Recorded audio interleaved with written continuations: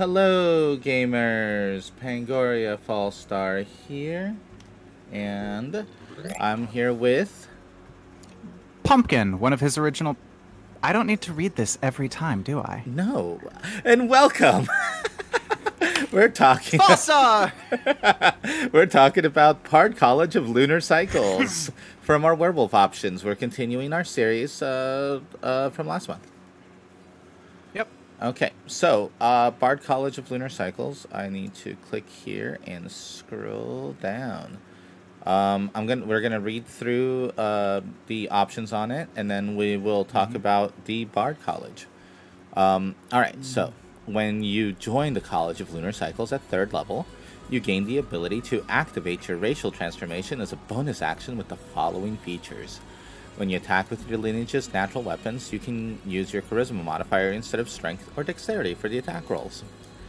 Claw attacks deal 1d6 plus charisma modifier slashing damage. Bite attacks deal 1d8 plus charisma modifier piercing damage, and can be made as a bonus action when you make claw attacks with your attack action. Your howls also act as your spellcasting focus for your bard spells. This enhanced transformation ends when your racial transformation ends, and you also gain proficiency in nature and stealth checks. Any key points there before we do full overview on strengths and weaknesses? I swear I had thoughts in my head when this recording started. Okay, don't worry about it. We'll come back to it then. Okay. Oh, ooh. Shoot, that's right. Yeah. The fact that this grants skill proficiencies in addition to, like, the fact that it's all tied together, I like that it grants skill proficiencies, because every other Bard college does a skill proficiency thing, and I don't think a lot of homebrew writers pick up on that necessarily. Oh, yeah. No, thank you. Thank you for actually noticing. I do try to pay attention to things like that. No, seriously, it does matter, right? Yeah. I mean, it's a bard. Like, their job is being good at skills. Right. They are tied with rogues for being the best at skills. And rogues cheat. They don't have to roll dice to get good. They look the DM dead in the eye and say, no, you roll. Exactly. All right. Anyways. Howling Song. Starting at 3rd level, you can choose to howl as an action. To use your bardic inspiration to lower the attack rolls of all enemies within 15 feet of you until your next turn, by the amount rolled on your bardic inspiration die. You can also spend your bardic inspiration to transform additional times between short or long rests. You are able to cast spells with only verbal components while transformed in your wolf form. Okay, so between these two things, you've managed to cover 3 things. You've provided a unique feature, technically. You've covered a skill benefit, which most, if not all, bards get. I think Valor and Swords are exceptions, which, hey, this is a martial that does skill things. Nice. There we go. And you've provided an alteration to bardic inspiration. Right. Technically 2 here. Well, yeah. And, like, that is all things that a bard college should grant at 3rd level. Yeah, like, I 100%. Like, why else would you specialize if you're not going to do special things? Yes. Frickin' exactly. Yeah, and the one thing to note is that at 3rd level, you get your full wolf transformation with the werewolf. And that's why it's key that you are able to cast spells only verbal components in your wolf form, because you can't do the somatic in the material in those cases. Actually, spell casting. House should cast. Actually, I am going to have to modify that. If it's verbal and material that does not have a material cost, in other words, something that would be a wand or spellcasting focus, you should be able to do as well. But yeah, no. So modifications to bardic inspiration, and I actually really like it, just because it's like, I get to help everybody be a tank. Because these enemies in particular are not going to hit us. It's like, oh, you had a +12. Guess what? It's now only a +6. You still tricked me. Yeah. Anyways. Multiple times. Actually, yeah. But yeah, no, anyways. So that's that like I really like that use of it. It makes sense of a howl. I think that's the main key out of it. Yeah. Bard werewolf howls do two things: they cast spells and they scare you. And a little bit. And you get to do it in wolf form as well. So. Yep. Dual Claw. Starting at 6th level, when you are transformed and use your attack action with a claw attack as part of it, you can make an additional claw attack with your offhand claw. This totals 1 extra offhand attack. Your offhand claw deals damage as if you were dual wielding. This is the weakest feature in this college. Yes. It's not an actual extra attack.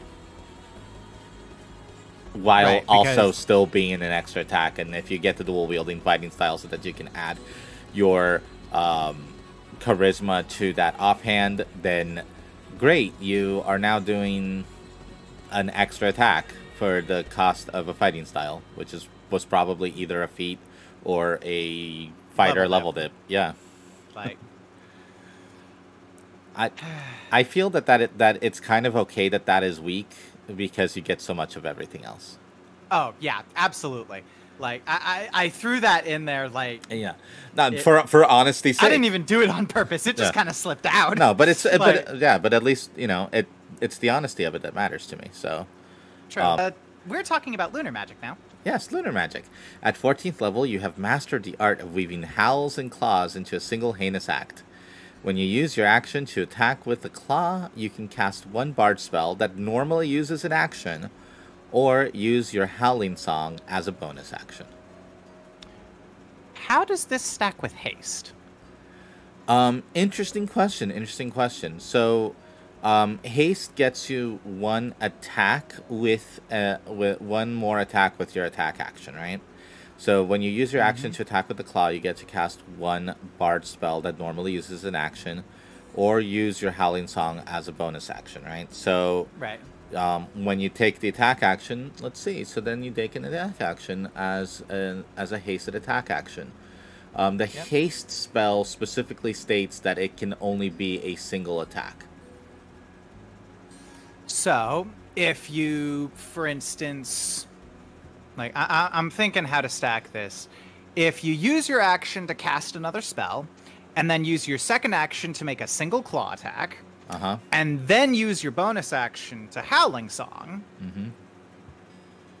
or hypothetically to cast another spell, but why would you want to cast a spell as a bonus action? You can't cast a spell as an action and then also cast a spell as a bonus action. That's specifically against the rules. Yeah. So that means that since the rules, unless one of them is a cantrip. Yeah. I think. Yeah. So you would have to cantrip as the bonus action because of that. So on the plus side, you could bonus action cast a cantrip, and you don't have any reduced damage on it. So it. Yeah. Oh, are you casting Vicious Mockery? Cast Vicious Mockery as a bonus action then. Yeah. Free real estate. I will keep saying that this entire video. That's the key word of the day. Wah! Wah! You said the magic word. Wah! Wah! All right. Drop slime on this man's. Now to get blowjobs at a movie theater. Yeah. What? That was a Pee Wee Herman reference that we just did, and I'm not sure if you knew that we were doing a Pee Wee Herman reference. Not at all.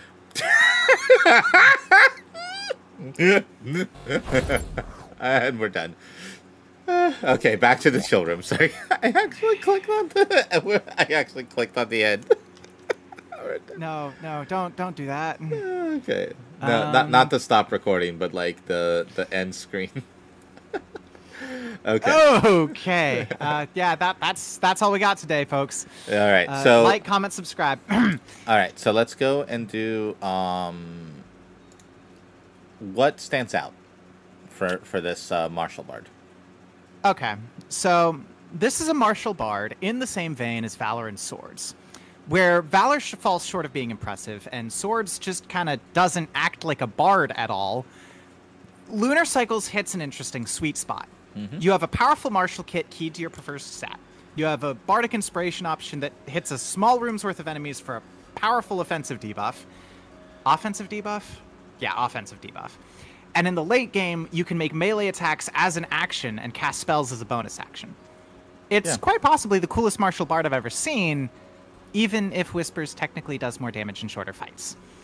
Fair, no, fair. And as we covered, you don't get the extra... You don't necessarily get that much out of being able to do, like, oh, I'm hasted, I get to spell cast. I get to spell cast again? No, it's cantrip. It still follows a lot of the same rules. And you do get up to a d12 on that attack debuff, which if you max roll that is essentially completely negating high level, like DC, like the like expected... 30 like challenged CR 30 monsters. Sorry, can completely negate all of their ability to hit you. Outside of magic items, the highest you can get your bonus to hit is plus 13. In order to get plus 13 to hit just off of stats and proficiency, not using dice, by the way, you have to be a 20th level barbarian with maximized strength. That is the only way to get a plus 13. And this bard, starting at technically 17th level, can make most of that just go away with a lucky roll for one turn.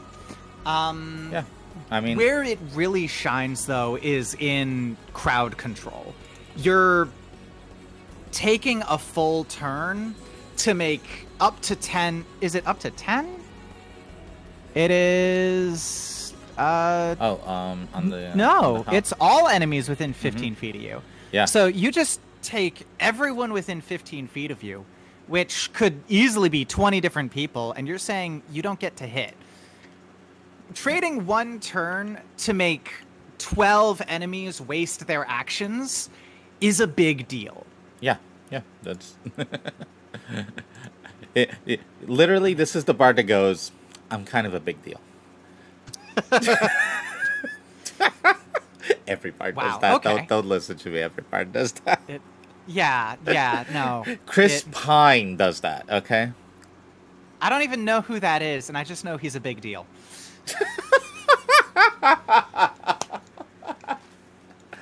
He is very important, everyone. Right. Very important. Okay. So I'm this I'm pretty sure he's. I think that's the name of the actor who's the bard in the D&D movie, isn't it? I'm pretty sure. That's a lot more disappointing than I thought you were naming a random actor for no reason. You could have said who's the guy who. Yeah, I'm pretty sure he's the. It's I know there's a lot Pratt. of. You could have said Chris Pratt, and I would have been, no, he's a big deal. Same joke, literally the same joke. Yeah, there's a lot of Chris's in Hollywood. We get that. But this one is a big deal because he's in a D&D movie. Okay, moving on. Should we do Where This Is Weak next? Yeah. Where's this week? Okay. So because we're comparing to other subclasses and not just where are bards weak in general, I will say this doesn't have the same spellcasting potential as a lore bard, the front-loaded buff potential of a glamour bard. Creation's more versatile. Eloquence is better at landing debuffs. Spirits is a lot more versatile at the cost of being kind of wild. Lunar Cycles is none of these colleges and isn't as good as any of them in their chosen fields. Which, oh no, it's not as good as the specialist colleges at the things they specialize at. Right. It's a martial college, and it shows. It's a martial college that isn't as good as the most effective martial college if you're in short fights. It gets more effective the longer the fight goes. That's just facts. Especially after 5th level, where you can be in your transformed state the entire time.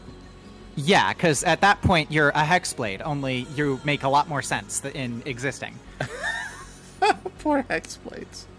So, it's weaker defensively, because it doesn't have any armor options like 2 of the other 3 martials. It can't use its main defensive option and its transformation in the same turn until 14th level. Said main defensive option has a cap on the number of uses, meaning you're going to burn through it really quickly if you desperately need it. Did I mention that most bards are either going to be vulnerable to silver damage or else not presently be a martial bard? Like, if you don't use the majority of features available to the Lunar Cycles bard, as in you're not using your werewolf transformation for some reason, then you avoid the silver vulnerability. At that point, you don't have a subclass, which is okay for a bard, because bards get 50 fucking things they can do. Right. They are the only spellcaster to get their subclass at 3rd level, and they get their subclass at 3rd level because they literally can't get it any earlier. They have too many other features they need to pick up. The subclass can wait. I need Jack of all trades. Right. So, of note, though, just so you know, like Howling Song can work even when you're not transformed. It just looks very cringe. What are you talking about? It looks fine. You have a man or woman howling. Or slime. Howling. Just gender-neutral slime howling at the moon. I'm okay with this. Yes, that is absolutely not cringe at all. I'm sorry. No, because you have to understand, Fallstar. Yeah. I just envisioned a slime werewolf, which has basically none of the features of a slime. Yes. Perfection. Okay. Plasmoid werewolf coming to your Spelljammer campaign this fall. Do they even have limbs, or are they locked into limb form with no ability to be puddles? So by default they are, I guess. Yeah, no, it becomes really weird. Like I said, they did not design lineages with other races in mind. They designed it only with humanoids in mind. And I think that becomes very true with werewolves, where you probably cannot really do centaur or plasmoid werewolves. I mean, you already can't do centaur werewolves because you have... Wait, hang on. Did you actually make that change? Or...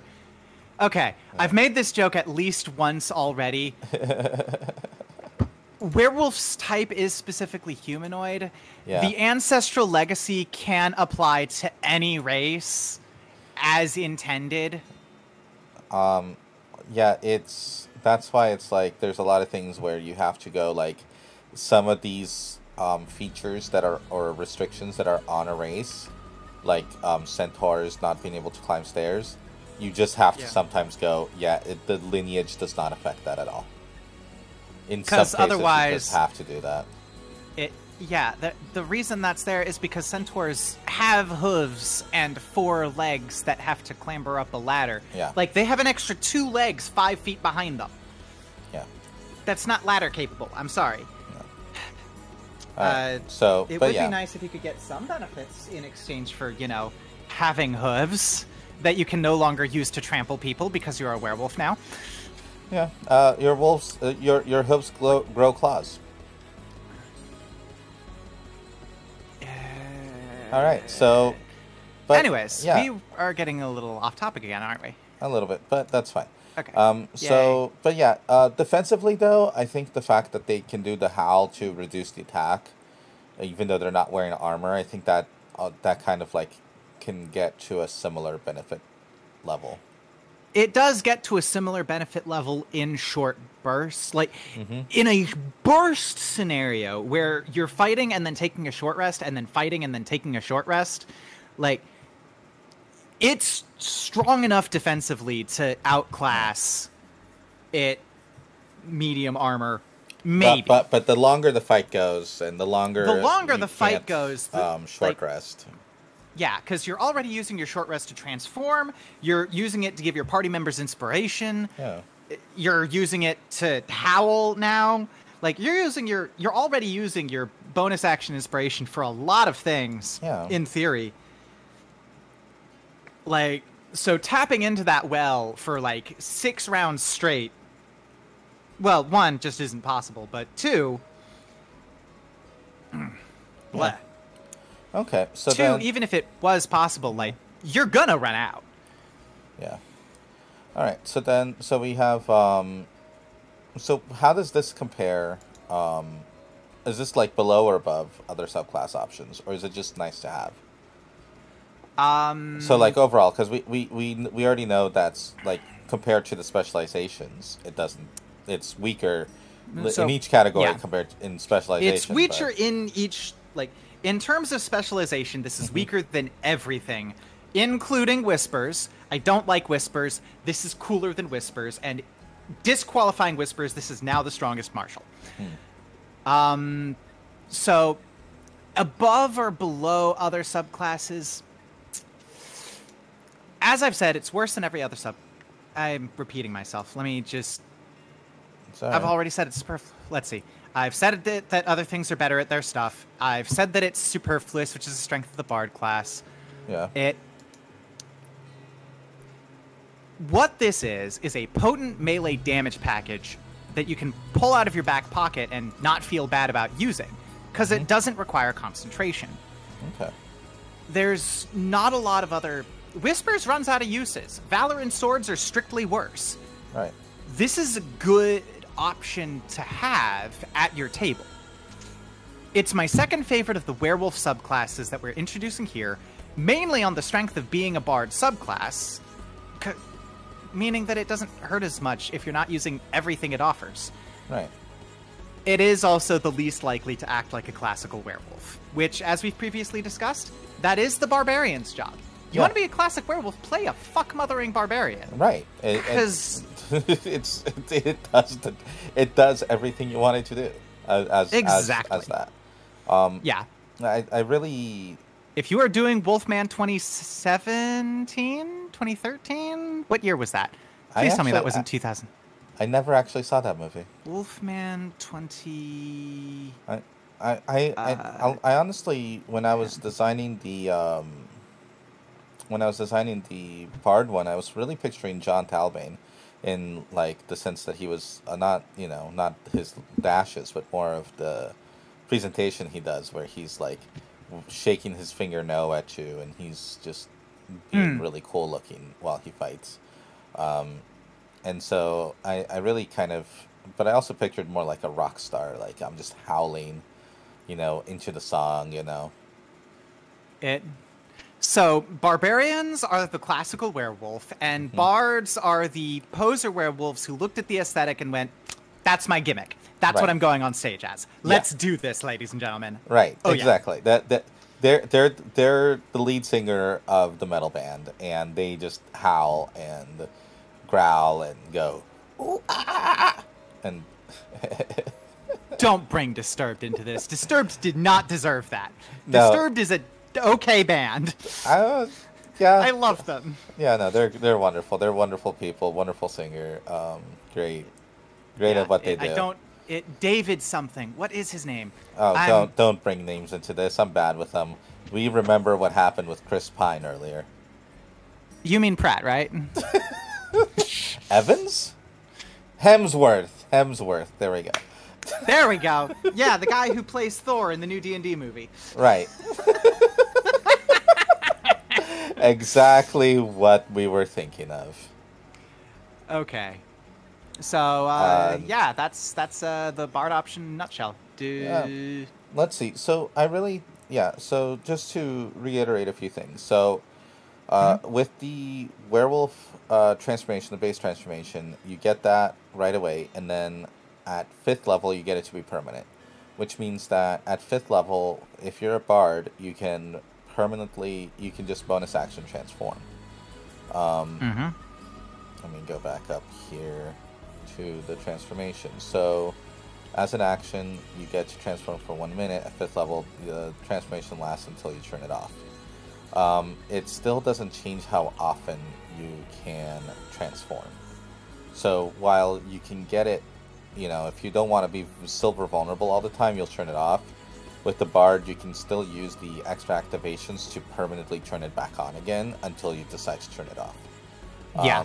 So that it's very important to note that it's not like you permanently get to just go on and off, on and off. You still need to regain it. And so the Bard being able to use Bardic Inspiration to do so extra times does matter. And it also works on the wolf transformation because it just says your racial transformation. It does not specify between hybrid or wolf. Yeah. And it's also one of the reasons why the wolf transformation required me to state only the first time you transform, you gain the bonus temporary hit points. Yep. 60 feet of dark vision already. Yeah. That being said, the wolf transformation in particular, you can cast spells now. Yeah, that's another big thing, is that it modifies the giant wolf form so that you can, or sorry, the large wolf form, so that you can actually cast spells in it. And as we've covered, since the howls act as your spellcasting focus, even though it says that you can cast verbal-only components while transformed in your wolf form, it does actually cover VM casts, which is...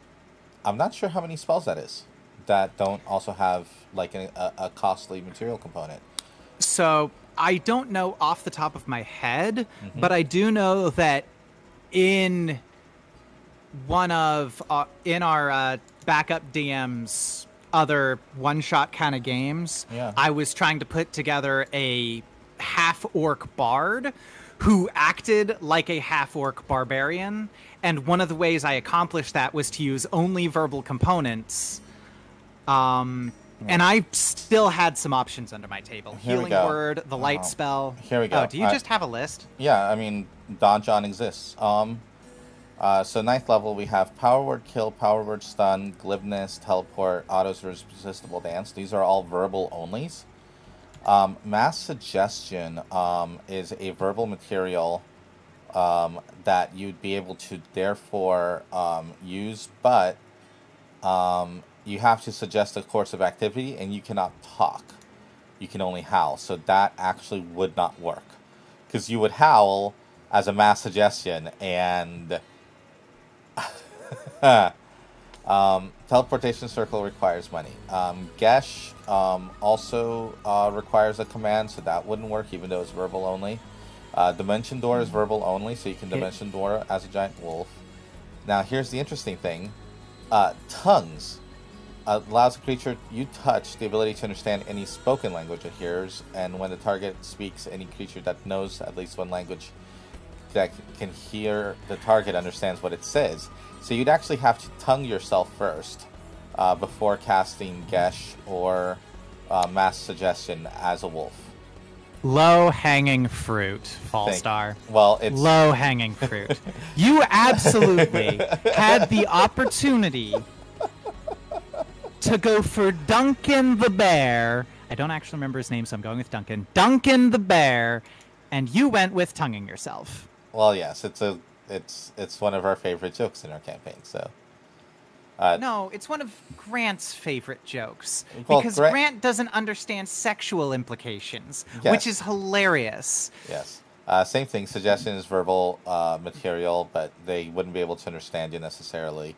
Knock is verbal. Blindness, deafness is verbal. Healing Word is verbal. Featherfall is verbal material. So you could be a giant wolf and howl to do Featherfall, and also the light cantrip. So... everything else... Oh, wow. You can Vicious Mockery as a werewolf. Yes. They don't know what the howl means, but they know that it was mean.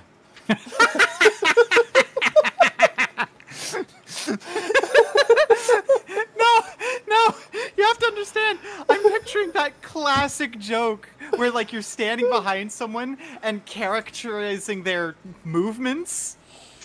Like, mimicking their movements, and every time they turn around, you're just minding your business? Yeah. So, going through the things you can get as... because you can get any spell when you're with your... not Lore Bard, but you get magical secrets regardless. Darkness is verbal material. I'm trying to find other ones that are verbal material. That Negative Energy Flood is verbal material. And Whirlwind is verbal material. Maddening Darkness is verbal material. So there's not a lot of spells where this would come up. I think that's as much as we can pack into the bard right now. Yeah. Yeah, and which is impressive because the bard can usually take a lot of dick.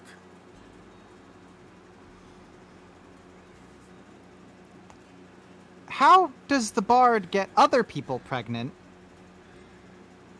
if the bard's the one taking the dick, Fallstar? Who said who said the bard was a guy?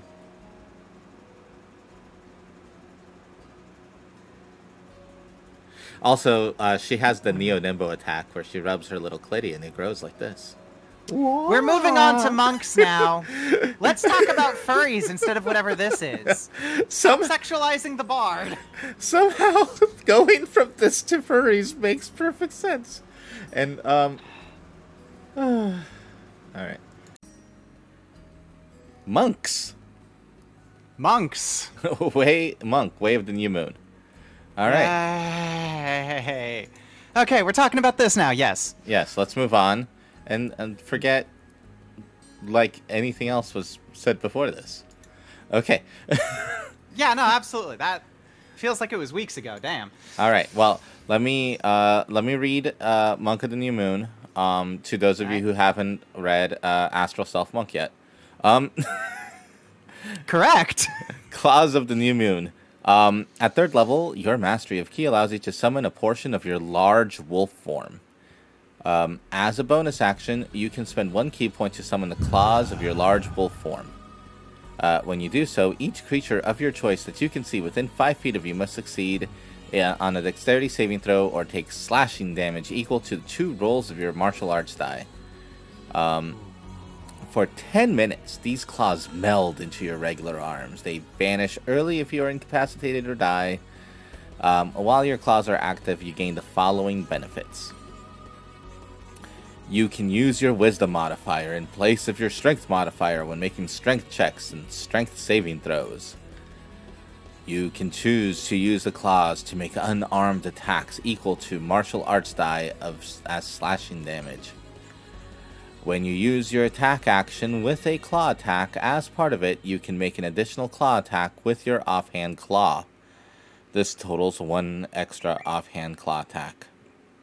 Your offhand claw deals damage as if you were dual wielding. Remember that now. It'll be important later. Exactly.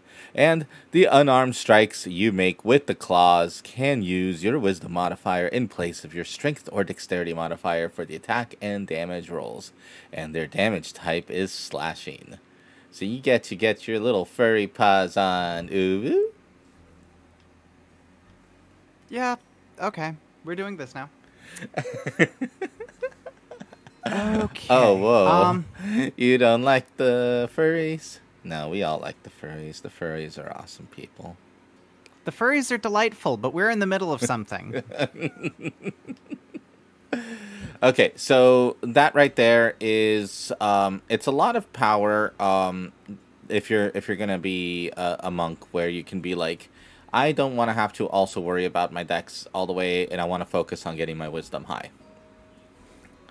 Yeah, for 1 Ki point, I get to be single attribute dependent. I appreciate that greatly. Yeah. And then the fact that you also get like a little burst.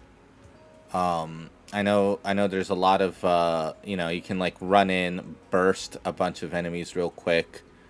Start claw and then claw your way out in one direction. I really like the idea of this with the mobile feat as well. Yeah. Because monks in particular, they take that extra 10 feet of speed and the ability to just automatically disengage by attacking. And they just make people sad. Yeah, mobile does that. Because when you have to spend a Ki point to run away, it really hurts. Yeah, if you're going to spend a Ki point to run away, spend a Ki point to explode with furry power and then claw some people while you're at it. Yeah. Like... just get the free damage. Yeah, that's what I said. Get the free damage. Yeah. Let's see. But yeah, no, it's just a way to explode out your arms, get into some combat mess. And then if you're hitting up on 8th level and you have the key to burn, that's the part where you go key point for claws, stunning strike, stunning strike, stunning strike, bolt. Yeah. Like. Okay. And then Bite of the New Moon is the next ability. This is at 6th level. When you reach 6th level, you can summon the head and face of a large wolf form. As a bonus action, or as part of the bonus action you take to activate Claws of the New Moon, you can spend 1 key point to summon this large wolf head for 10 minutes. It vanishes early if you are incapacitated or die. This werewolf head and face blends in with your regular body. While the werewolf head is present, you gain the following benefits. Deep sight. You can see normally in darkness, both magical and non-magical, to a distance of 120 feet. You get a bite attack that deals 2 rolls of your martial arts die piercing damage as an unarmed attack, and can be made as a bonus action when you make claw attacks with your attack action. Fursona. You have advantage on wisdom, insight, and charisma intimidation checks. Oh, whoa. And finally, Howl of the New Moon. When you speak, you can direct your words to a creature of your choice that you can see within 60 feet of you, making it so only that creature can hear you. Alternatively, you can amplify your voice so that all creatures within 600 feet can hear you. Okay. There was already only space in your head for one person, and then I showed up.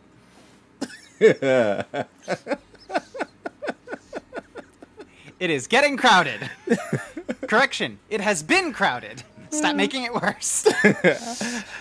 I'm sorry, Pumpkin. I am not an alternate voice within Fallstar's head. They are, in fact.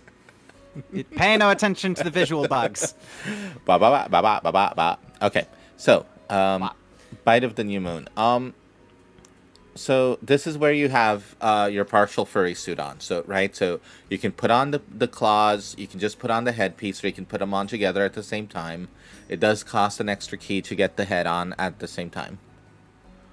Which is fine. 2 key points to get pretty much a free flurry for 100 rounds. That's a good trade. Yeah, and you get 30. Yeah, you get 3 of them, like per short rest. Like if you want to just like do the transformation, fight for 10 minutes. You don't get that short rest. You're fighting several times. You still have it on for 10 minutes, and then like let's say.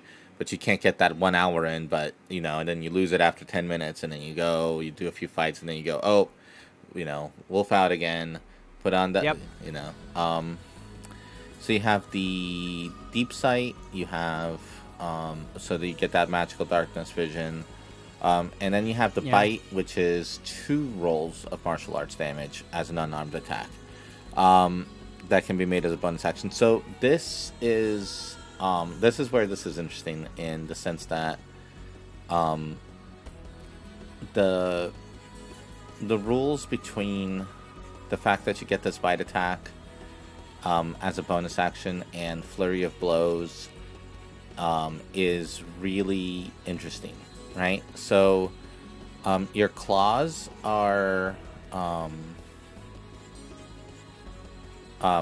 you can do your unarmed attacks as slashing damage as part of Claws of the New Moon. Yeah. But while the bite is dealing martial arts die piercing damage, it is dealing it as an unarmed attack. But it doesn't let you make it as a regular attack. So you cannot actually attack and do multiple attacks with the bite. You can only do the bite attack as a bonus action. When you flurry of blows, those attacks are bonus action attacks, which means you get the bonus action. You get to do one of them as a bite. The other attack, though, can it be a bite? I'm not sure. Depends on how your DM feels, to be honest with you. I would personally allow it in my campaign. But this is one of those few times where the interactions are left vague so that each DM can scale it a little bit to their campaign. Additionally, Well, a little too tired there, huh, Pumpkin? I'm awake. There we are. Yeah. The advantage on insight and intimidation checks, depending on the DM, those can be used in combat. But I feel like Fursona and Howl of the New Moon are both features that are generally going to see more use outside of combat, which is a potential way to save your key points if you think you can end a fight early by intimidating everyone within 600 feet.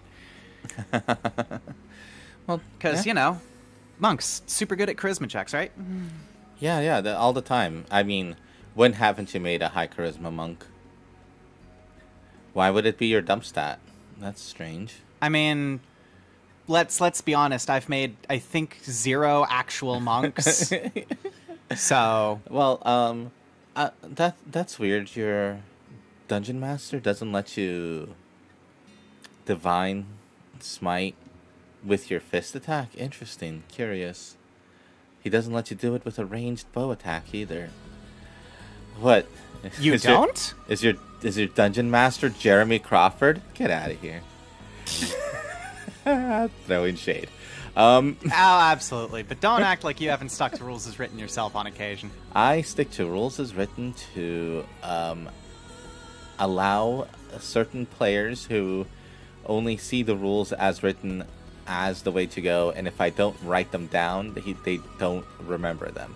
And so I go, well, then I guess we have to go with things that are written down. Don't turn this me calling you out into you calling me out, you jerk.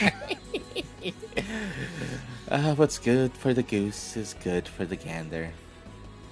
I think that's the same word twice. You know, that's just what happens when you grow up in the Department of Redundancy department.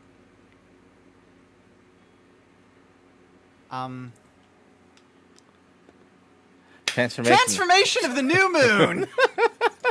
Perfect. Transformation of the New Moon. Starting at 11th level, when you have both your Claws of the New Moon and Bite of the New Moon active, you can cause the rest of your body to transform with no action required by using 3 ki.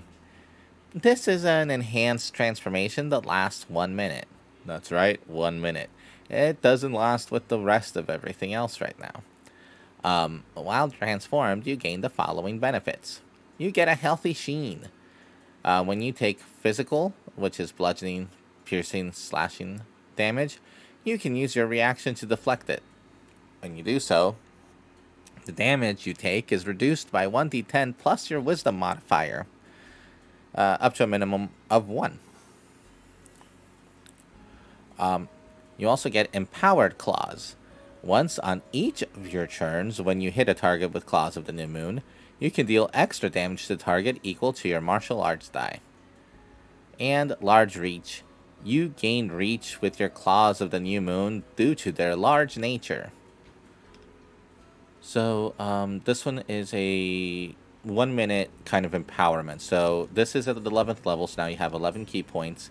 You use 2 key points to do everything else, and then at any point during those 2, you can spend 3 more ki and just have this for a minute within that 10-minute range. And suddenly you have a reaction damage reduction to all of the bludgeoning, piercing, slashing damage, even if it is magical.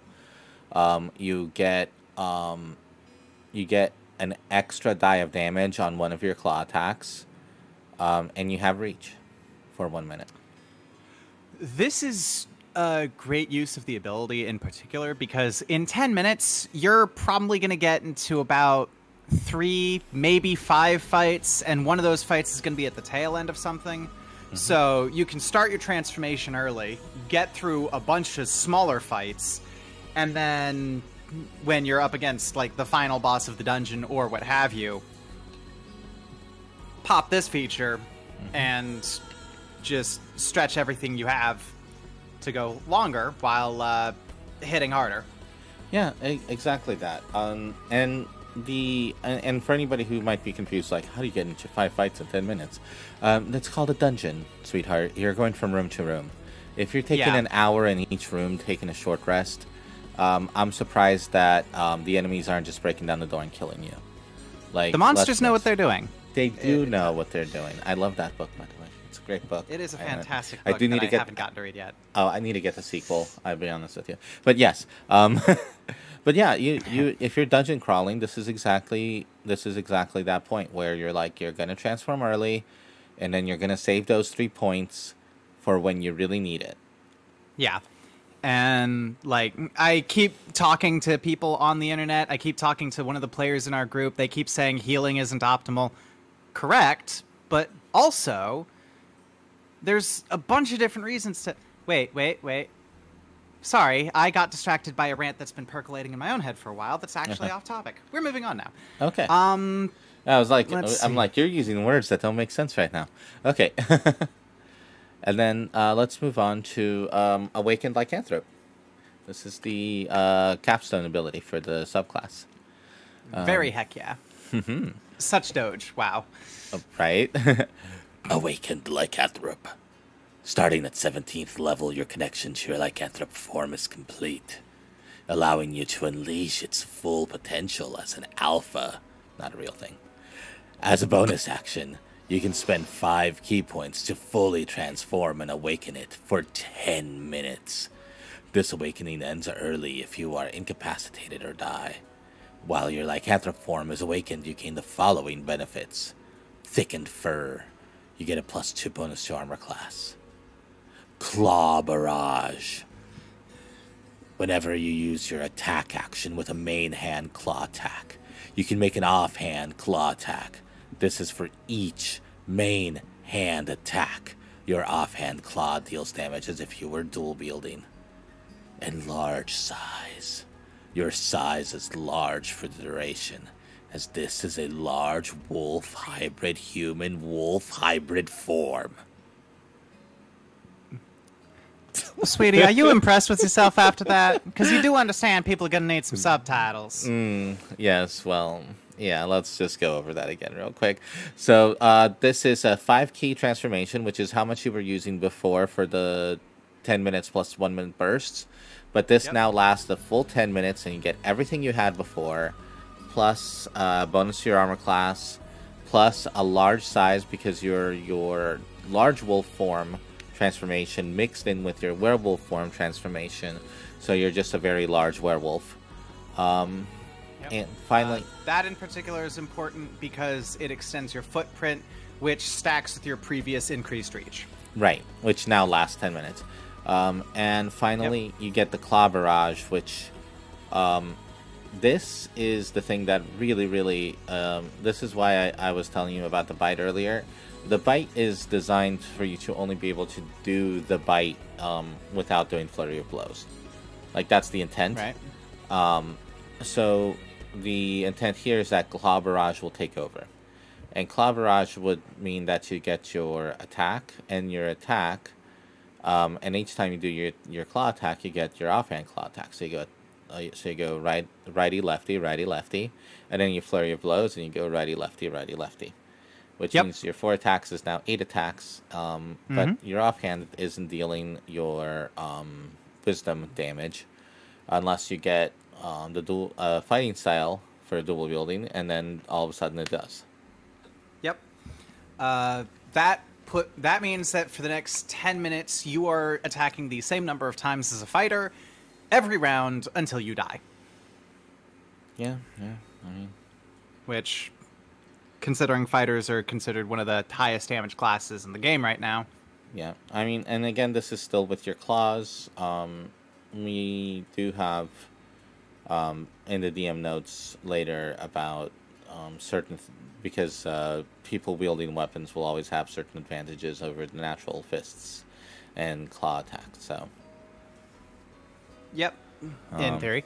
But yeah, so that is that's the monk right there. Yeah. Oh, something that occurs by the time you get Awakened Lycanthrope, you've got about 17 key points. Yeah.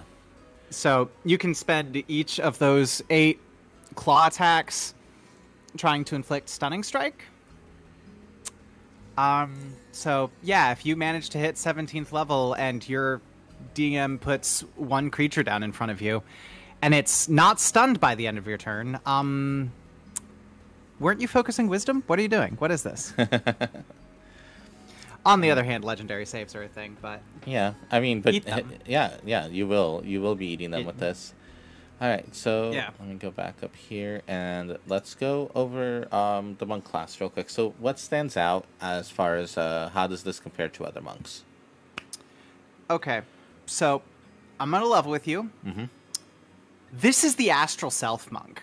You know, I think while I was doing this, that I was referencing a monk class just to make sure that I wasn't like making this too strong, and I wanted to keep it balanced. And you did a very good job of that, and the result is that this is the astral self monk. I mean, visually there's changes, right? This is right. This is almost a master class at how you can take something and just flavor it, right? Yeah, like in terms of changing the flavor of something, this is a great job. If you're looking at pure mechanics, as most players, myself included, do, you shouldn't really see anything incredibly new here. Right. So it does slashing and piercing damage. That's better than force starting at 6th level. Especially if it's magical slashing and magical piercing. Which is why I said starting at 6th. Because I'm adding the word that was the bridging important the gap. word. That's the reason why. Okay. Yes. Yeah. You're getting at least one extra attack over the astral self until they even out at, what was it, 10th? 11th. 11th, yeah. Yeah, 11th when you pick up the extra reach on occasion. That extra attack is going to do more for you throughout every level of play than reach would. And the only reason they gave the astral self monk reach that I can tell is because they were doing a JoJo's reference, which I like JoJo's, but it gets annoying. I'm not a fan of JoJo's. There we go. I got us canceled. I am not a fan of JoJo's. It's okay. I've been traumatized as a child too. Yeah, I don't know. It's an art style thing for me. It reminds me too much. It's the art style thing. It's the dog thing. There's a bunch of different reasons. Yeah, it reminds me too much of Fist of the North Star, and when I think of that, it goes too far back. Like I'm like, why are you still drawing characters dressed like this? This is such a weird old. I don't know. It's so strange, but let's move on. Anyways, we were talking about the monk subclass and not Fist of the North Star, which totally didn't inspire anything here. Right. Specifically. Right. And then so there's kind of like a difference in how the extra attacks go. And the Claw Barrage, I think, at 17th level is really one of the areas where this stands out as well. True. As just being, because when you're comparing it, exactly for exactly, there's like that, and you're going like, what really goes like, wow, it's going to be that Claw Barrage. I think that's the thing where it's like, man, I wish I could have that earlier. I wish this, I wish that. It just you want to be playing as that monk. As Claw Barrage happening even as early as 11th level. Claw Barrage would make for great tier 3 and tier 4 monk play. Yeah. Happening at 17th, like you're almost never going to see it. Yeah. You know what else happens at 17th level? The wizard gets wish. Yeah, and he's gonna wish. Honestly, and he's gonna wish that he could tear apart things like you do with all those claw barrages. And then you have 2 17th level werewolf monks. Excellent.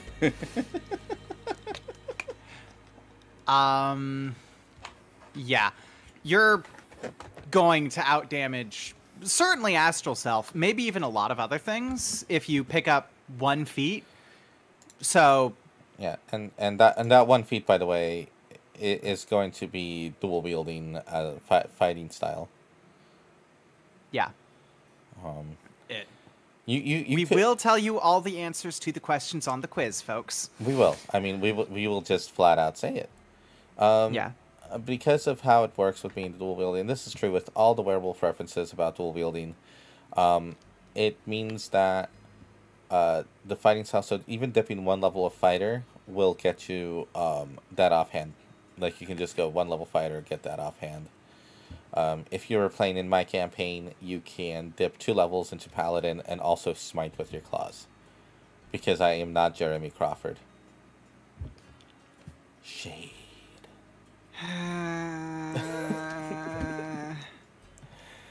Y'all don't understand. I've ruined so many things for myself because I don't write things down, and Fallstar doesn't write things down, and between the two of us, he ends up getting frustrated having to explain things to me over and over. Yeah. Because I keep seeing the rules as written and thinking that's important. Right. Because it's like, I say, did I write those rules? No. Then don't worry about it. And I keep forgetting that. Because there's something written down! Yeah, it's you know, make a note. Note to self, Fallstar allows smites with natural weapons because... Note to self, Fallstar allows things sometimes. Yeah, because she's not a fucking pussy. I mean, she has balls. I mean, just let's move on. So, Fallstar. Mm-hmm. Tell us about the weaknesses of your own subclass. Yeah, you know that what? you made yourself and you love dearly.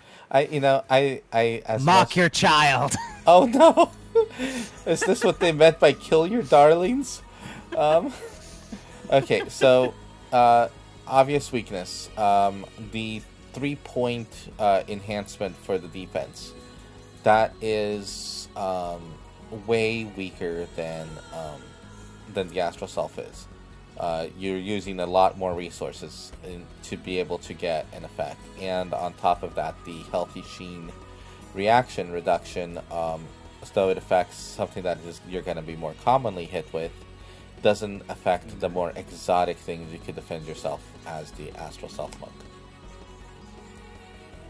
And yeah, that's what we've found so far. It's the astral self. What is the astral self's weaknesses? Yeah, everything else is just exactly that. What are the astral self weaknesses? This says the same weaknesses, except when it comes to the claw barrage, and the large size. Like those are the things that are really different compared to the astral self. Yeah, we've already pointed out where this is better than the astral self, and that's the one thing we found where it's worse than the astral self as printed. Yeah. Everything else is exactly as the astral self. So, like, there's only so much we can talk about without retreading ground. So let's go. Like, is this a below or above other subclass options, or just nice to have? Because we know we've seen the tier lists out there. Mercy Monk on top, Astral Self is below Mercy, and then everything else. Astral Self is that far up there? Yes, actually, it is. I'm upset. Yeah, there's a few other long, like Long Death is really like every single monk subclass is low, and then it goes Astral Self and then Mercy. As far as the lists I've seen. So I mean, we have Ascendant Dragon now. Yeah, I don't know if anybody's added that to the lists, and also Ascendant Dragon is not good. Yeah, it's so sad. But Fallstar, it's a dragon. I know, but like Drunken Master, I get being on the list. Because Drunken Master does, like... The open palm is, I personally think, is also very strong. You know, there's just... a lot of the weaknesses of the monk class has to do with the monk class itself. And it has to do with... I don't know. I feel like they purposefully almost racistly made the monk worse, and I'm not sure how or why. I think a lot of it something I keep seeing a lot of is that the monk does fantastically in situations where the monk does fantastically, and the entire that doesn't come up in Theater of the Mind. It doesn't come up in your classic JRPG Final Fantasy type thing, which makes sense. The monk should be running on walls and jumping a lot and not being where the damage is. Right, and when they don't get to do that, they die. Yeah, and you end up seeing a lot of monks, and then you see like a bunch of flying monks with Aarakocras, and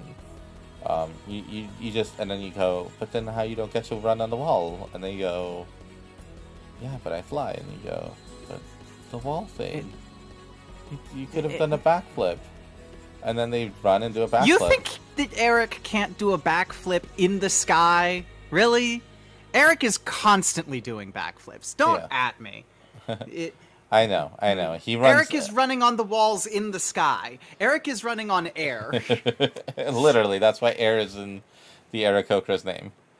Exactly. All right. But yeah, so catching some mad air. Mad air. Let's see. Integrates. So what? So is it? Great. Now Eric needs a skateboard. So are we just saying that this is? I would use this over the Astral Self. Okay. I am not sure I would use it over Mercy, and I'm not sure I'd use it over False Moon, Lunar Cycles, or you're comparing it to the other subclasses, like to the other werewolf subclasses as well, because I do consider that a factor. Well, okay, because for you personally, you're not really a monk player. It also true. I am not a monk player. I am. Well, one, I'm a spellcaster, and two, I am bad at making a lot of things. Yeah, well, I mean, that's fine. Yeah. I mean... I can apparently make a paladin that does okay. Really? Or a barbarian that does okay. I'd love to see them. Maybe I'll kill off your character later today. Please don't. Okay, well, you don't have... Because it's going to backfire horribly. You're going to expect, oh, yeah, bring a barbarian to the table. And then you know what you're getting? An Eloquence Bard that you will also kill off. Yes, I'm still mad. I didn't kill your Eloquence Bard off. Your Eloquence Bard died on their own. I stand by my assertion. Okay. All right. But yeah. Let's see. We're going to be moving to... Sorry. Because I think that's it. Like, there's not much to say outside that than Astral Self, but better below Mercy Monk. I feel that way about it myself. Yeah. Like, that's right where it slots in. And, yeah. So, next is Warlock, Pact of the Full Moon. That's right. The Warlock subclass is a Pact boon. Get your patrons out of here. Well, actually, no. Keep your patron. That's actually the point of it. The patron is actually super important. Yeah. It's because why would I make it a full on patron and act like like I'm a hex blade? It's like, oh, I made a pact with the moon, and so now I get moon powers. Ooh, no. The moon is a rock in the sky. It's not sentient. You can't make a patron with it. Right. So the beauty of this is, of course, that you get the fun of having whatever patron you have, celestial fiend, but then you make a deal with them because of your werewolf lineage to be able to kind of like use the moon's powers to enhance your transformation. Moon Pact Dowlock. Yeah. There we go. Yeah, let's go, right? Just jump right into... So since this is a pact, this is going to be this is going to take the place of your Blade Pact, your what is the Book of Shadows one, and Blade Pact, Tome Pact, Chain Pact. Chain Pact, yeah, for the Talisman Pact. No one's come up with a good name for the Talisman Pact because Talisman Pact sucks. All right, so this pact you get. That's going to be hilarious later on, but for now. So this is a 3rd level choice. You get Pact of the Full Moon. So you can activate and enhance your hybrid transformation as a bonus action, expending a Warlock spell slot. When you transform this way, your claw and bite attacks are enhanced. So when you attack with your lineage's natural weapons, you can use your charisma modifier instead of strength or dexterity for the attack rolls. Your claw attacks deal 1d6 plus charisma modifier slashing damage, and your bite attacks deal 1d8 plus charisma modifier piercing damage, and can be made as a bonus action when you make a claw attack with your attack action. Your claw and bite attacks also deal acid damage equal to the Warlock spell slot used to transform, which is a +2, +3, +4, or +5. And your claw also acts as a spell casting focus for your Warlock spells. And this transformation ends after 1 minute, or you choose to end it. You cannot use the claw focus to cast silent somatic component spells in large wolf form, which is a distinction from the bard. And as another distinction from the bard, you do not get to keep using charisma as your attacking stat. Right, unless you have the Warlock spell slot expended. Right. Yeah, so you have to keep expending the slot to keep that up. Which means that this loses out in terms of uses to both the bard and the monk, but kind of beats out the barbarian, who gets, 6 rages per day? 5, I think. Does it cap out at 5? Barbarian rages are rare. Yeah, I honestly thought they could rage a lot more than that. When I first started, because technically caps out at 6 if you don't go all the way to 20, which is in fact unlimited. You got to get to 20th level to get the unlimited rages. Right. And if you don't do that, then you get 6 per day. Huh. Right? Yeah. So you do get to do this twice per short rest. You're doing this instead of casting your spells. So you might want to be like transformation and a spell, or you might want to weave them in between. It really depends on how often you get short rests. True. Another factor to consider is that this isn't concentration at all. So if you're not fighting something that this is completely useless against, like, birds, then absolutely transform, wreck face. Yeah.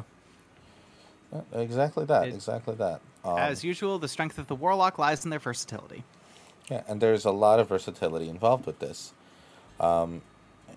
We've gone over these kinds of things before, so you know what you're getting here. You're getting that enhanced claw. You're getting that bite attack. So you get to go claw bite at as early as 3rd level, and it's going to be dealing an extra 2 points of acid damage, which is actually that's not too bad of a damage type. I mean, you're starting off with essentially the duelist fighting style, but it deals acid damage.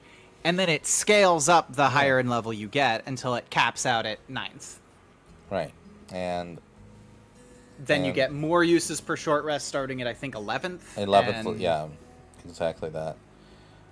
But there's more because you get invocations. Oh. Let's go. Specialty invocations. Let's do this. All right. Okay. So, let's start at the earliest one that you can get, which is the aspect of the false moon. Pay no attention to the fact that it's the bottom of the screen. We're going by level. Right. So all you need is to have the Pact of the Full Moon feature. So aspect of the false moon, you no longer need to sleep and can't be forced to sleep by any means. Instead of sleeping, you instead transform into your lycanthrope form. To gain the benefits of a long rest, you spend all 8 hours doing light activities such as keeping watch or hunting light game like rabbits. This is adorable. And honestly, if you don't take it, you should feel sad. Right. I mean, unless you're taking it so you can be a coffee lock, in which case, why? I mean, because it's delicious. But yeah, no. This is coffee is delicious. But yeah, this is exactly that. It's the same. It's essentially the same as you get from the Tomb of Shadows. Yeah, Tomb Pact. And so, but yeah, it's just associated with the moon. Straightforward. Yep. Let's move on. Eldritch Tooth and Nail, which requires 5th level. Your claw and bite attacks for hybrid and wolf transformation get a +1 to hit and damage, and count as magical weapons for the purposes of overcoming resistance and immunity to non-magical attacks and damage. So, this is the same thing as with the monk, where the monk eventually gets a magic weapon. You're going to get this so that it automatically becomes a magic weapon, but it also gets you a +1 to hit and a +1 to damage. Which is stacking with your existing acid damage. Right, exactly that. So, yeah, let's go, right? Like, that's just... why would you not take this? I'll get to that. Okay. 7th level, you get Frenzied Thirst. When you use your attack action with a claw attack as part of it, you can make an additional claw attack with your offhand claw. This is a total of 1 extra offhand attack. Your offhand claw deals damage as if you were dual wielding. Again, this is not that as good as an extra attack like the Frenzied Blade one is for the Blade Pact, because it is it needs you to have that extra feat to do the comparable damage. Yep. But you still get to do your bonus action bites with all these. Don't forget. And then 9th level, you get Eldritch Hide. I like this one. Your fur and skin harden. While you aren't wearing armor, you calculate your armor class as 10 plus your dex plus your charisma. And, nice. The area around your natural weapon hardens, allowing you to hit harder or dig deeper with it. The weapon die for that weapon goes up 1 category. And that's why I like it. Yeah, so that D6 claw becomes a D8 claw, and that D8 bite becomes a D10 bite. And as a note, all of these invocations apply to your standard transformations as well. We'll get to that. Yes, they do. And then finally, regenerative healing. 12th level, if you are healed, you also recover half the hit points gained from that heal at the beginning of your next turn, rounded down. The strength of this in particular is that if you get healed from unconsciousness and then you're damaged again, you're still getting your next turn. Unless you outright die, you're still getting that next turn that you would get. Because you start that turn healing. Which is game-changing, literally. It really is. And all this combined, I think, like, if you take all of these, you still have a few invocations, like 1 or 2 invocations left for something else. If you only take a few of these, you have more access to different invocations. Right. So... Yeah. Right, which brings me to that reason that I put a pin in. The reason you wouldn't take any of these invocations is because at 5th level, you have 3 invocations, and you might want to use those invocations to do other things, maybe. Off the top of my head, like, and we're trying to sell this, but I'm being honest. Silent Image, Misty Visions is a great invocation because it's a spell that you can cast as a cantrip, but it's Silent Image. Silent Image as a cantrip is nuts. It's the reason people think Minor Illusion is crazy. Devil's Sight, Eldritch Sight. Right. Sorry. Also, there's a bunch of invocations on the list that you're giving up to keep on top of this list in particular. Right. By the end of your Warlock career, and we're talking starting at 18th level, you have 8 invocations. If you go full Warlock and decide Aspect of the False Moon isn't something you need, that's still half of your invocations taken up being a werewolf. So that means that if you're also taking Agonizing Blast, Devil's Sight, Grasp of Hadar, you've got one more for play in case you want to do something unique and interesting, which is a really tough position to be in. Mm-hmm. And at that point, you probably take Regenerative Healing, which also, let me go up here. That stacks. I've accounted that as one of the 4. What's it stack with? Yeah, it stacks with Enhanced Healing, so because you have advantage on your healing amount. So, oh no, not with that, but just the fact that it's going to be a bigger number. Oh yeah. Yeah, because it's half of a bigger number usually. Right. Which does matter. It really does. Like unless somebody's doing something where what's that spell that like maximizes the healing? You're thinking about Beacon of Hope. Right. So like unless somebody's Beacon of Hoping the heal, the enhanced healing that the werewolf gets is just going to benefit harder off of regenerative healing. Yeah. It is also, since it's at 12th level, it is really deep in Warlock, which puts you highly invested in Warlock levels, where a lot of times you'll want to like hit 11 for the third Pact, or you're only going to stick to 9 for the 5th level slots. That's getting into Warlock multiclassing, which I am technically better at than playing a straight Warlock, but also I am the sort of person who will make a coffee lock specifically to go 3 levels of Warlock and then never touch it again. Because why do I need bigger spell slots as long as I have the time to turn the small spell slots I have into sorcery points into spell slots? Well, it really depends on the conversation you have again with your dungeon master with that. True.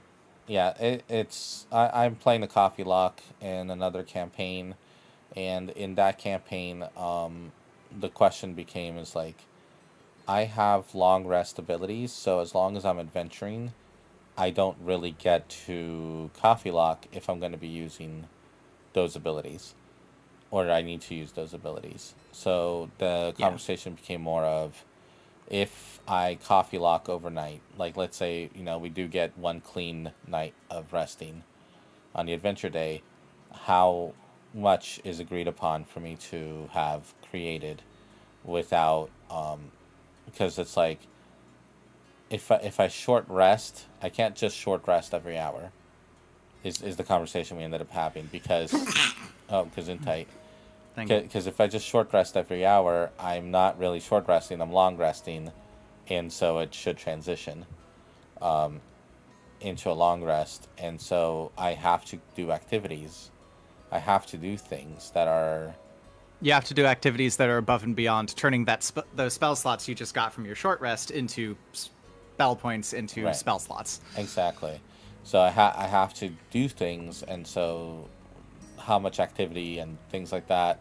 So we turned it into like 4 short rests or something like that, which gives me a lot of spell slots for sure, but it means that I want to have access to more points, a pool of bigger points, and I want to have access to generating more points. Yeah. So yeah, I feel that. Yeah. So that's it. And again, like I've said, I don't play warlocks. I don't play sorcerers. I've played clerics. I've played druids. I have played a beginning of a coffee lock, and I've played a couple of bards. Yeah. And until I understand the spell list back to front, I'm probably not going to go back to bard or sorcerer for a while. Yeah, I mean, yeah, understandable. Because you want, especially with those classes, you have to make your choice, and I don't think you're comfortable with making a choice. I'm really not.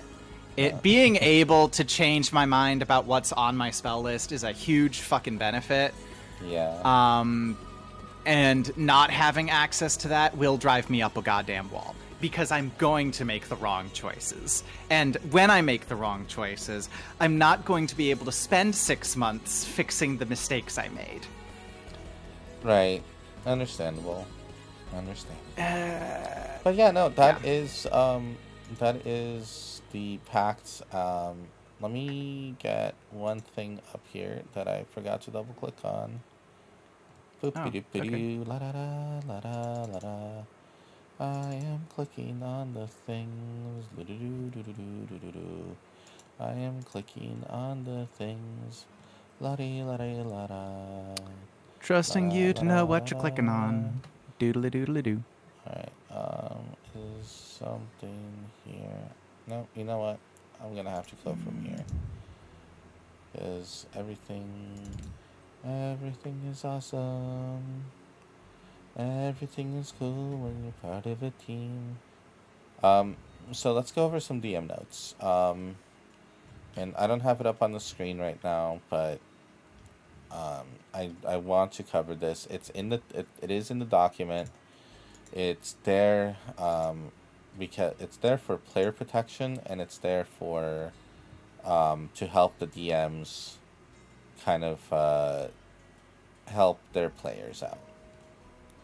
Mm-hmm. So let me just there. Oh, that's interesting that it's like that. Interesting. The world is a weird place. Okay. So DM notes. You cannot be cured in your from your werewolf form. So having a spell or effect that would cure disease or remove curse or anything that's styled how you got this lineage does not work as long as the player accepts that they are a werewolf. So as long as the player accepts that they're a werewolf, they can't be cured. It doesn't matter what the character's desire is. So the character can be trying to look for a cure, but until the player is satisfied with that storyline ending and moving on, they can't be accidentally cured. That's because the player does not view the lycanthropy as a disease or curse, regardless of whatever arc the character is having about the situation. Look. How do you feel about that? We get it. We get it. 6th level spell slots are powerful. They shouldn't take away my subclass by mistake. Right, exactly that. I do have a note here about considering magic weapons. So, claw attacks and bite attacks become magical, but they do not gain a +1, +2, or +3 bonus, except for the one Warlock evocation. And they do not deal extra damage the way other magic weapons can. Consider allowing for an amulet that makes natural weapons be +1, +2, or +3, or gives natural weapons flame tongue or some other similar effect. As a spellcaster, let me rephrase. As a spellcaster who pays too much attention to rules as written, I understand I have a problem. I have come into most games with the expectation that my accuracy bonuses are going to be few and far between and difficult to get. I say this knowing that I have at least 2 magic items on my current character that both increase accuracy, of which I'm only using one because they both because the other one requires an attunement slot. Yeah, no. But yeah, this is, there's plenty of dungeon masters who kind of like miss that, and if you're a player, before you start going down this path, do check with your dungeon master about it, because if you're gonna get high enough level, that will hurt. Yeah.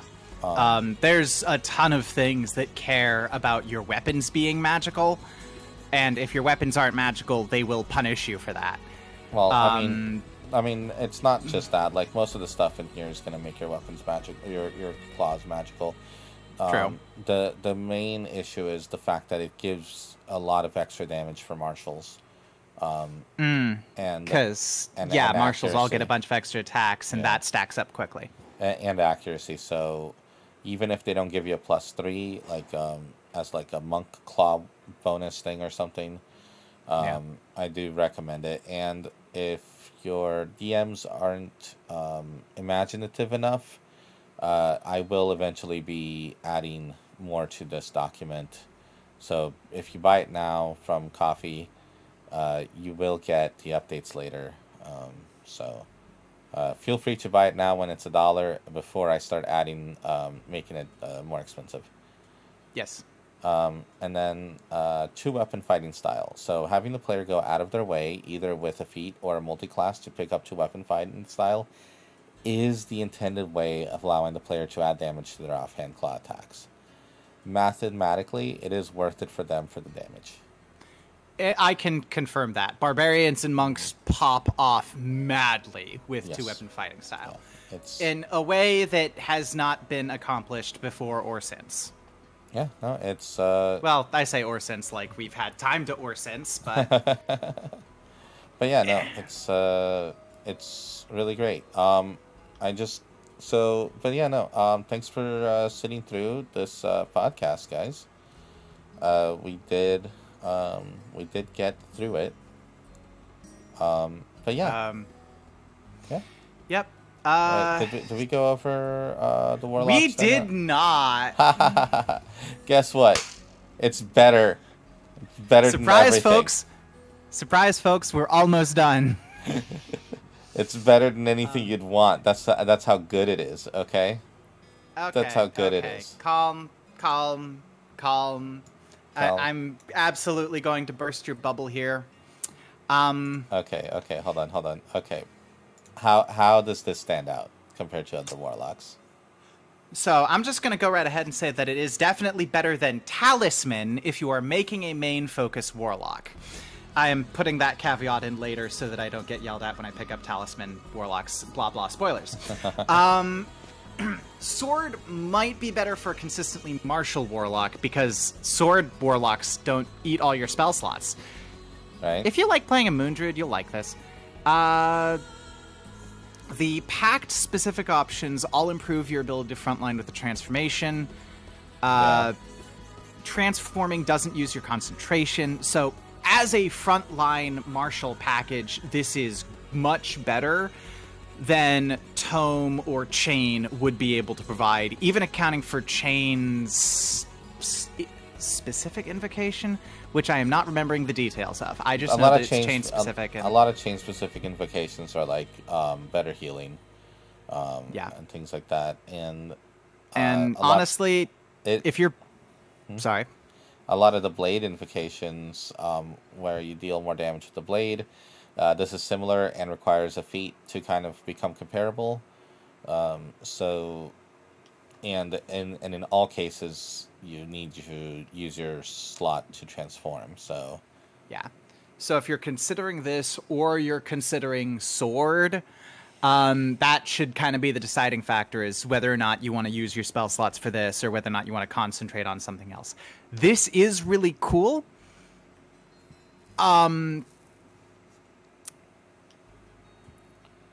And none of the Pact invocations specify, and this is something that I put off for later-ish, none of the Pact invocations specify that you need to use the Pact transformation to get the benefits. Right. So if you're willing to go a little multiple attribute dependent and pick up Strength, all of a sudden you have a Strength Warlock that has 3 transformations a day at 2nd level.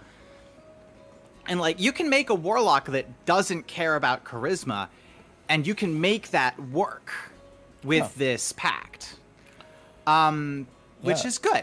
Yeah, and going Strength, Charisma, you could actually, therefore, make a Paladin. Oh, hey, look, there's those Smite slots you were going to take. Oh, wow, it's like a Paladin lock, but it doesn't actually solve the problems of either the Paladin or the Warlock. Because all of a sudden you still have to use your long rest Paladin slots to smite, because you're using your short rest slots to transform. Paladins regenerate spell slots now. They do? Yeah, Tasha's. Oh, right. They got the additional divine intervention. Not the divine intervention. What's the channel divinity? Yeah, the divine intervention into a spell slot converter. Yeah. Paladins don't get divine intervention. They get channel divinity. Right. Whatever. We know this. Yes, we know this. Look, religion is hard. Okay.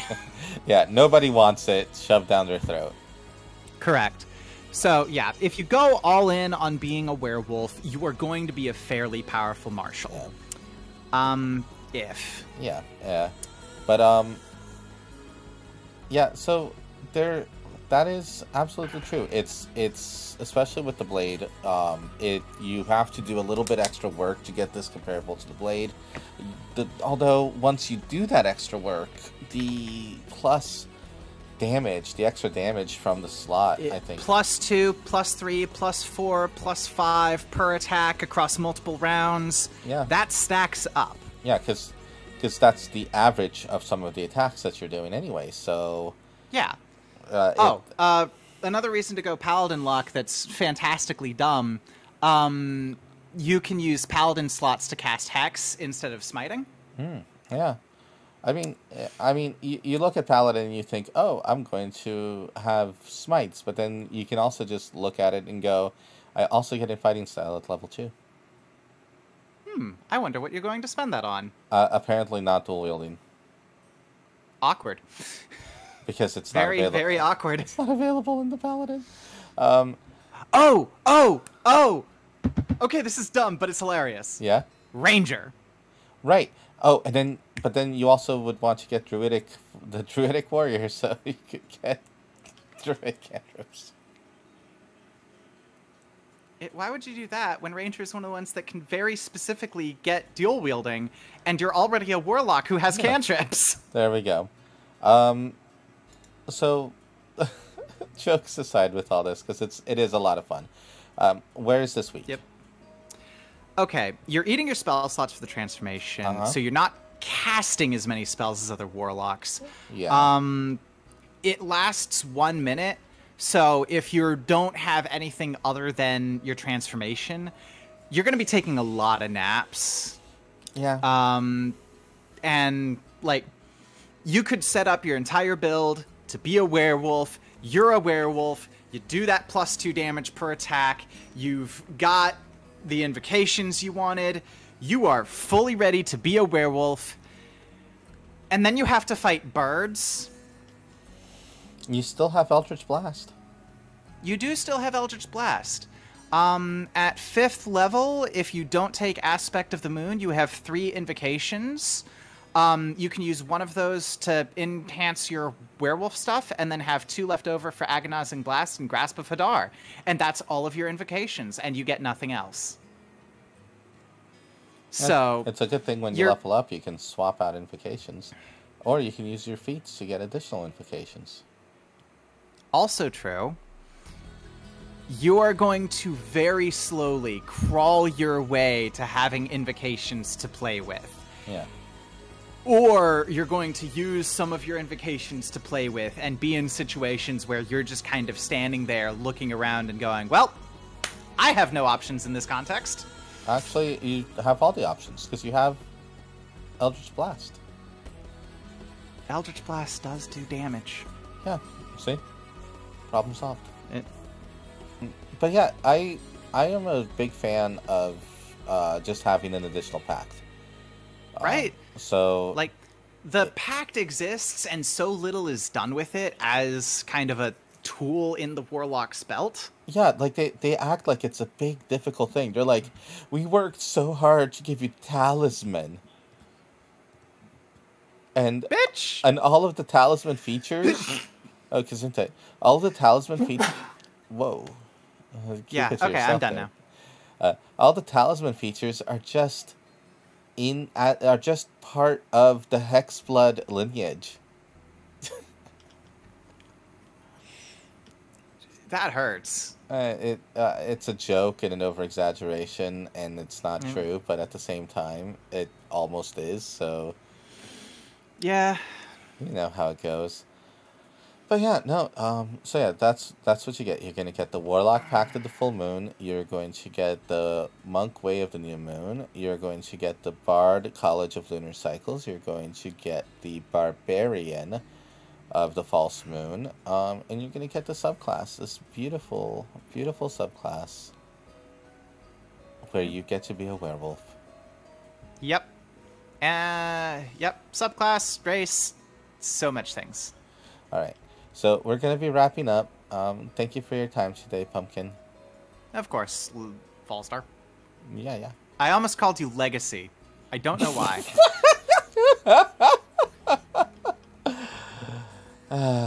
Alright. End card. Please comment, like, and subscribe here. And on Twitch, support me and Pumpkin on Patreon. I still need to change the words on the screen. Bye-bye.